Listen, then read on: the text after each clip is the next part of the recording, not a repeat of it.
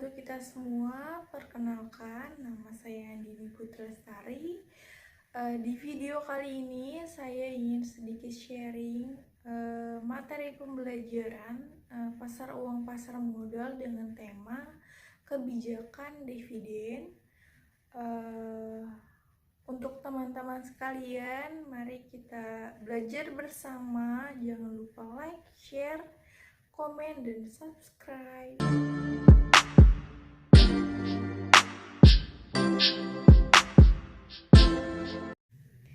Berikut materi yang akan saya sampaikan tentang kebijakan dividen. Mari disimak. Kebijakan dividen atau biasa disebut dengan dividen polis menurut Agus Sartono pada tahun 2008 halaman 281, beliau menyatakan bahwa kebijakan dividen adalah keputusan apakah laba yang diperoleh perusahaan itu akan dibagikan kepada pemegang saham sebagai dividen atau akan ditahan dalam bentuk laba ditahan. Gunanya itu untuk pembiayaan investasi di masa yang akan datang. Pembahasan selanjutnya kita akan membahas laba ditahan atau biasa disebut dengan retained earning. Dengan demikian, salah satu sumber dana yang paling penting untuk membiayai pertumbuhan perusahaan, sedangkan dividen merupakan aliran kas yang dibayarkan kepada para pemegang saham atau biasa disebut dengan equity investor apabila perusahaan tersebut memilih untuk membagikan laba sebagai dividen, maka akan mengurangi laba yang ditahan dan selanjutnya mengurangi juga total sumber dana intern atau internal finansial. Sebaliknya, jika perusahaan memilih untuk menahan laba yang diperoleh, maka kemampuan pembentukan dana intern akan semakin besar. Nah, dari beberapa pengertian kebijakan dividen tersebut dapat ditarik pengertian secara keseluruhan bahwa kebijakan dividen menyangkut keputusan untuk membagikan laba atau menahannya guna diinvestasikan kembali di dalam perusahaan tersebut. Kebijakan dividen yang optimal pada suatu perusahaan adalah kebijakan yang menciptakan keseimbangan di antara dividen saat ini dan pertumbuhan di masa yang akan mendatang, sehingga memaksimumkan harga saham.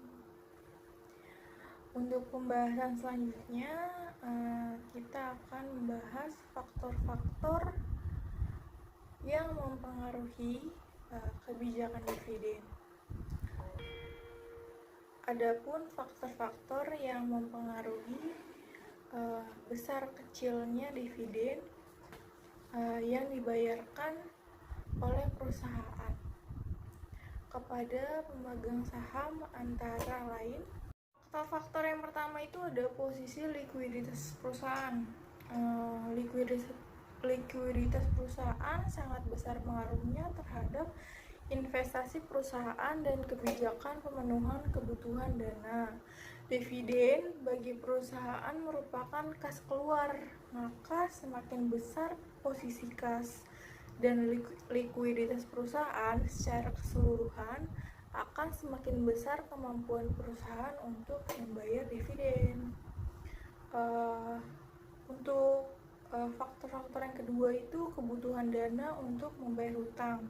Apabila perusahaan mengambil hutang untuk membiayai ekspansi atau untuk mengganti jenis pembiayaan yang lain, perusahaan tersebut menghadapi dua pilihan, yaitu perusahaan membiayai hutang itu pada saat jatuh tempo atau menggantikan dengan jenis surat berharga yang lain. Jika keputusannya membayar hutang tersebut, maka biasanya perlu untuk menahan laba. Selanjutnya, yang ketiga itu kemampuan untuk meminjam.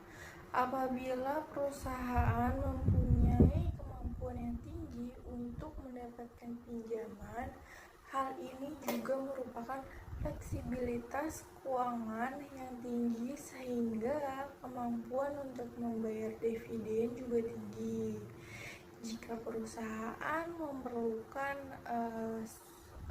pendanaan melalui hutang, manajemen tidak perlu mengkhawatirkan pengaruh dividen kas terhadap likuiditas perusahaan. Yang keempat itu ada pembatasan dalam perjanjian hutang. Pembatasan ini digunakan oleh para kreditur untuk menjaga kemampuan perusahaan tersebut membayar hutangnya. Yang kelima itu tingkat ekspansi aktiva. Semakin cepat suatu perusahaan berkembang, semakin besar kebutuhannya untuk membiayai ekspansi aktivanya. Perusahaan cenderung untuk menahan laba daripada membayarkannya dalam bentuk dividen. Yang keenam ini stabilitas laba. Suatu perusahaan yang punya laba stabil seringkali dapat memperkirakan berapa besar laba di masa yang akan datang. Perusahaan seperti ini biasanya cenderung membayarkan dividen payout ratio yang tinggi daripada perusahaan yang labanya berfluktuasi. Dividen yang lebih rendah akan lebih mudah untuk dibayar apabila laba menurun pada masa yang akan datang. Yang ketujuh ini tingkat pertumbuhan perusahaan. Semakin cepat tingkat pertumbuhan suatu perusahaan, makin besar kebutuhan akan dana untuk membiayai pertumbuhan perusahaan tersebut. Semakin besar juga kebutuhan dana untuk waktu yang akan mendatang untuk membiayai pertumbuhannya. Perusahaan tersebut biasanya lebih senang untuk menahan earningnya daripada dibayarkan sebagai dividen kepada para pemegang saham dengan mengingat batas-batasan biayanya. Dengan demikian dapatlah dikatakan bahwa makin cepat tingkat pertumbuhan perusahaan, makin besar dana yang dibutuhkan, makin besar kesempatan untuk memperoleh keuntungan, semakin besar bagian dari pendapatan yang ditahan dalam perusahaan. Yang ini berarti makin rendah dividen payout ratio-nya. Apabila suatu perusahaan telah mencapai tingkat pertumbuhan sedemikian rupa sehingga perusahaan telah well established, di mana kebutuhan dananya dapat dipenuhi dengan dana yang berasal dari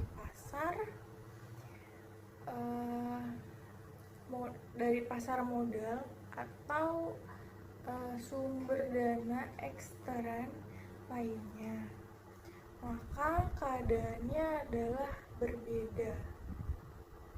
Dalam hal yang demikian, perusahaan dapat menetapkan dividen payout ratio yang tinggi. Nah, yang kesembilan itu adalah pembatasan hukum. Pembatasan hukum. Hukum tertentu bisa membatasi jumlah dividen yang bisa dibayarkan perusahaan. Pembatasan menurut undang-undang dapat menghalangi perusahaan dalam membayar dividen. Atau yang ke-10 yaitu pengawasan terhadap perusahaan. Ada perusahaan yang mempunyai kebijakan hanya membiayai ekspansinya dengan dana yang berasal dari sumber intern saja. Kebijakan tersebut dijalankan atas dasar pertimbangan bahwa kalau ekspansi dibiayai dengan dana yang berasal dari hasil penjualan saham, baru akan melemahkan kontrol dari kelompok dominan di dalam perusahaan. Demikian pula kalau membiayai ekspansi dengan uang akan memperbesar risiko finansialnya. Mempercayakan pada pembelanjaan intern dalam usaha mempertahankan kontrol terhadap perusahaan berarti mengontrol dividen payout ratio-nya. Ini kita akan membahas macam-macam kebijakan dividen. Yang pertama ini adalah kebijakan dividen yang stabil atau bisa disebut juga dengan stabil dividen per share policy. Kebijakan dividen yang stabil yakni jumlah pembayaran dividen itu sama besarnya dari tahun ke tahun. Salah satu alasan mengapa suatu perusahaan itu menjalankan kebijakan dividen yang stabil adalah untuk memelihara kesan para investor terhadap perusahaan tersebut. Sebab apabila suatu perusahaan menerapkan kebijakan dividen yang stabil, berarti perusahaan tersebut yakin bahwa pendapatan bersihnya juga stabil dari tahun ke tahun. Meskipun perusahaan tersebut mengalami kerugian. Dua ini adalah kebijakan dividen dengan penetapan jumlah dividen minimal plus jumlah ekstern tertentu. Kebijakan ini menetapkan jumlah rupiah minimal dividen per lembar saham tiap tahunnya. Dalam keadaan keuangan yang lebih baik, perusahaan akan membayarkan dividen ekstra di atas jumlah minimal tersebut. Nah, yang ketiga ini kebijakan dividen payout ratio yang tetap. Nah, bisa disebut juga dengan konteks dividen payout ratio policy. Dalam hal ini, jumlah dividen akan berubah-ubah sesuai dengan jumlah laba bersih. Tetapi rasio antara dividen dan laba ditahan adalah tetap. Dividen yang dibayarkan berfluktuasi tergantung besarnya keuntungan bagi pemegang saham. Misalnya nih, contohnya DPO 60% dari keuntungan. Jika keuntungan 1 miliar, maka dividen yang dibayarkan sebesar 60% dikali 1 miliar sama dengan 600 juta. Selanjutnya ini kita akan membahas tentang jenis-jenis dividen. Menurut Baridwan pada tahun 197, dividen itu merupakan bagian dari laba yang dibagikan kepada pemegang saham yang sebanding dengan jumlah lembar saham yang dimilikinya. Dividen yang dibagikan perusahaan bisa tetap dan bisa mengalami perubahan dari dividen yang dibagikan sebelumnya. Baritwan juga menyebutkan ada beberapa jenis dividen. Itu yang pertama ada dividen tunai atau cash dividend. Dividen tunai ini merupakan jenis dividen paling umum yang paling sering dibagikan oleh perusahaan untuk mengumumkan dividen. Harus dipertimbangkan pertama ini adalah dividen tunai atau bisa disebut juga dengan cash dividend. Dividen tunai ini merupakan jenis dividen paling umum yang paling sering dibagikan oleh perusahaan untuk mengumumkan dividen. Harus dipertimbangkan keterbatasannya yang ditentukan oleh posisi keuangan dan juga saldo uang tunai perusahaan. Dividen tunai dapat dibayarkan dalam bentuk tunai dengan aktiva bukan kas lain atau dengan saham.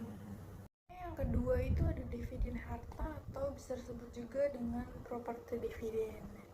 Apabila perusahaan tidak mempunyai kas yang cukup atau mempunyai kas cukup tapi untuk tujuan lain, perusahaan dapat membagikan dividen dengan pembayaran aktiva selain kas, seperti misalnya itu rumah, kendaraan, tanah, dan lainnya, sesuai dengan jumlah nominal dividen yang telah ditentukan.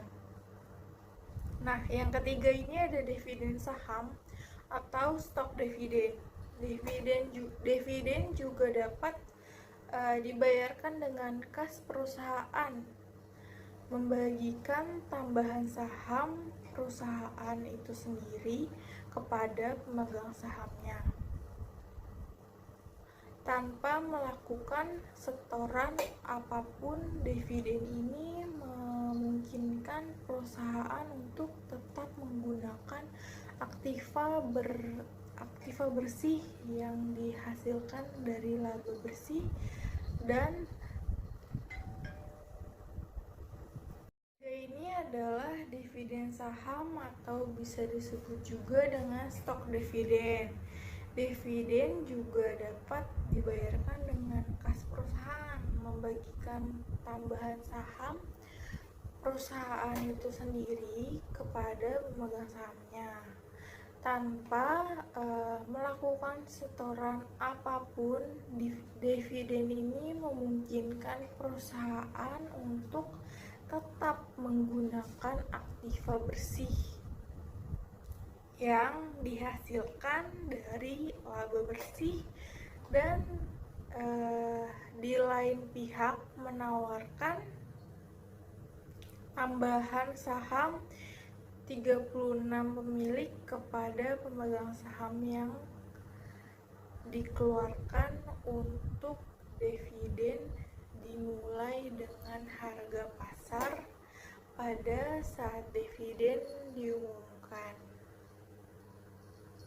Keempat ini adalah dividen scrip atau bisa disebut juga dengan scrip dividen. Jika perusahaan kekurangan kas tetapi tetap menginginkan pembagian dividen, perusahaan ini dapat menerbitkan dividen scrip untuk pembagian dividen dalam bentuk tertulis untuk membayar secara tunai di masa yang akan datang dengan janji itu merupakan salah satu bentuk hutang wesel dividen scrip.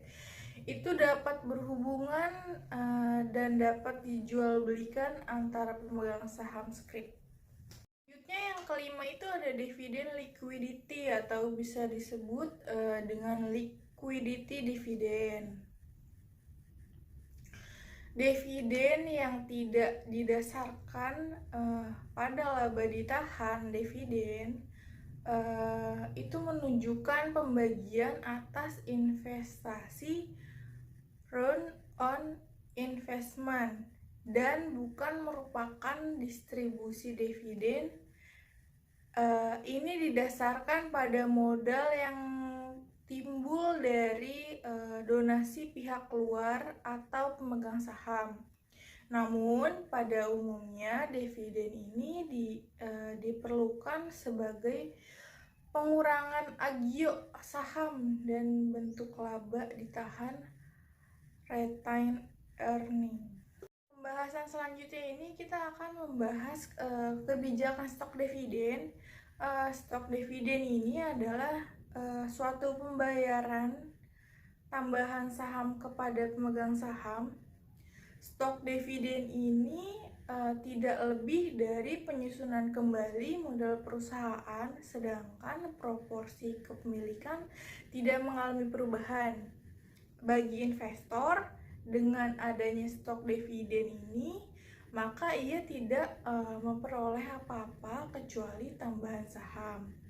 Demikian juga proporsi kepemilikan tidak mengalami perubahan apabila faktor lain tetap. Maka penambahan jumlah lembar saham yang berbeda akan mengakibatkan harga pasar saham akan turun, sehingga nilai keseluruhan bagi investor tidak mengalami perubahan. Tujuan dari perusahaan ini memberikan stok dividen yaitu untuk menghemat kas karena ada kesempatan investasi yang menguntungkan. Namun hal ini akan mengakibatkan kekecewaan kepada pemegang saham. Maka diperlukan informasi yang benar kepada pemegang saham akan adanya kesempatan investasi di masa yang akan datang. Lalu kebijakan stok dividen ini yang tidak dapat dibenarkan apabila stok dividen dipergunakan untuk mengatasi kesulitan finansial karena perusahaan tidak dapat memanipulasi investor yang akibatnya harga saham akan turun. Masalahnya itu yang penting adalah menyangkut biaya emisi saham yang mahal sehingga stok dividen perlu pertimbangan matang. Nah, untuk tiap tipe dividen ini pasti mempunyai kelebihan dan kekurangan juga.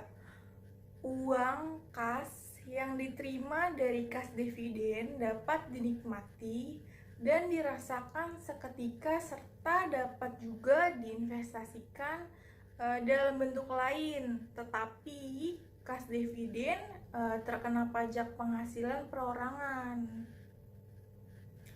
Sedangkan stok dividen mempunyai kelebihan tidak perlu membayar pajak seperti itu, menikmati peningkatan nilai saham yang luar biasa dan ikatan emosional dengan perusahaan karena merasa sebagai pemilik perusahaan nih. Nah, makanya itu untuk kita semua yuk kita mulai berinvestasi saham supaya memperoleh dividen. Saya akan memberikan satu contoh pertanyaan. Misalnya seperti ini, kenapa pembayaran dividen tidak berpengaruh terhadap kemakmuran para pemegang saham? Jawabannya itu seperti ini, disimpulkan bahwa nilai perusahaan saat ini itu tidak dipengaruhi oleh kenaikan harga saham baru.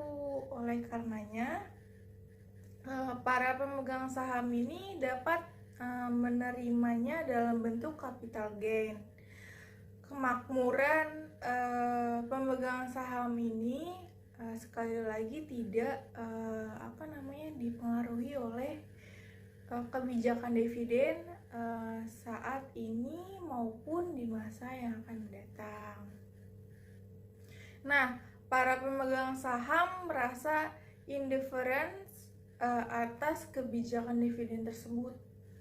Hal yang penting dari pendapatan yaitu pembayaran dividen tersebut terhadap kemakmuran pemegang saham akan diimbangi dengan jumlah yang sama dengan cara pembelanjaan atau pemenuhan dana yang lain.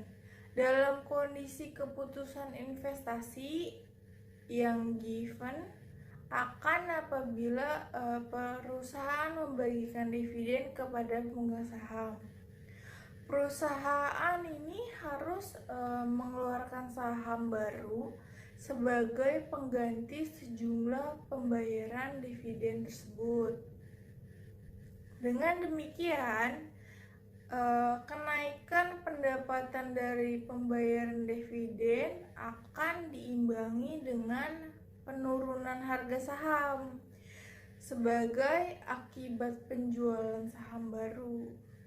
Dengan demikian, apakah laba yang diperoleh dibagikan sebagai dividen atau akan ditahan dalam bentuk laba ditahan tidak dipengaruhi kemakmuran pemegang saham. Tapi banyak juga nih para ahli yang menentang karena banyaknya asumsi-asumsi yang dipakai dalam teori dividen ini tidak relevan.